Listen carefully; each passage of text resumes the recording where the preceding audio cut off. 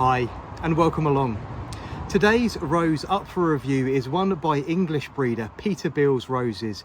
Introduced in 2003, I am a huge fan of this particular rose and it is captivatingly beautiful, and I think you can see why.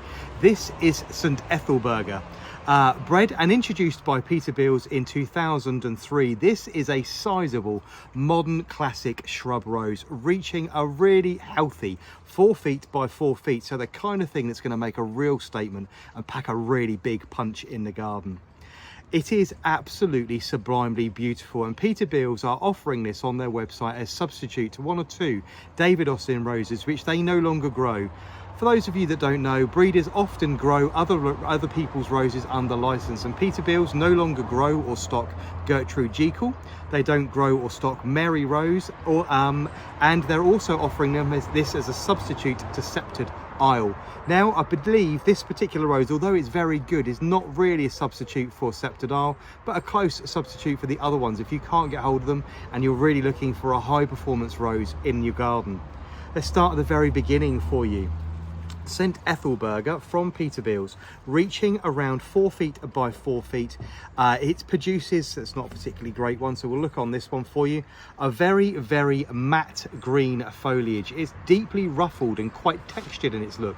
I believe it's really quite pleasing on its appearance. Say very flat, very non-reflective in its growth. It's really very pleasant indeed.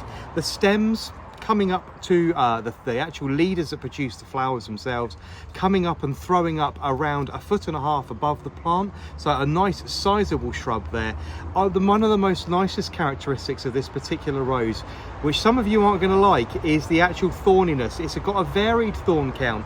You can see there bright red thorns laced along the stem. They are needle sharp, they are incredibly sharp, but you're going to get a nice characteristic that runs side by side with those thorns. And I've said this time and time again when people give these throwaway comments on posts, I don't like it because of the thorns. Well, if you want the romance of an English rose with all the fragrance an English rose has, often the two go hand in hand. You cannot have fragrance without thorns. So I'm not going to get to the fragrance just yet. We're going to talk through some other characteristics, but often if you have the thorns, you do have a rose with a really great fragrance. So I say foliage dark green, heavily cruncled and quite textured in its look.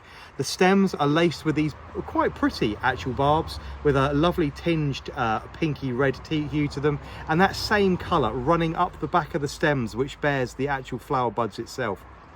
And another little characteristic for us rose geeky people, a very small amount of mossing to the back of the stem, giving it a good nudge towards its heritage with an English moss rose, which is where it's getting this wonderful fragrance and some of these lovely characteristics from.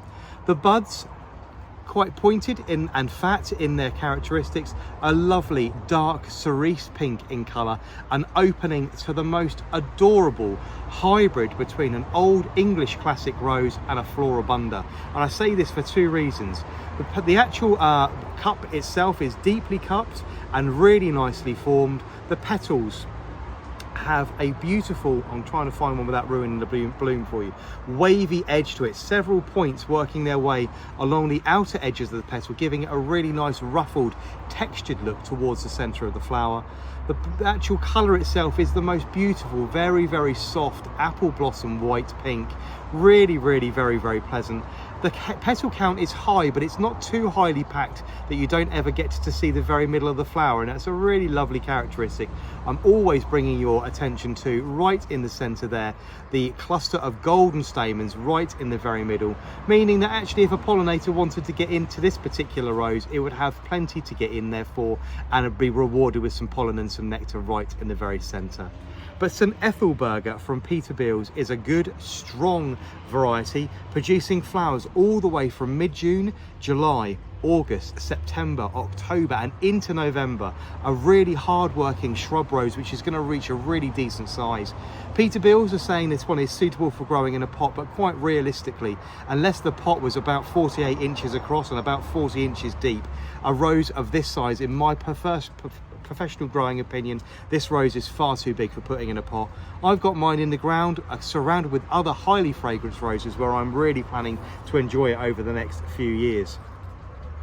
The buds, I say we've done the buds, they're a nice cerise pink colour, but we're really getting on to the nuts and bolts of this one now. It's got really good disease resistance, it's incredibly healthy, and as I say, flowering all the way from now all the way through, from June all the way through until November. So a really good hard working shrub rose.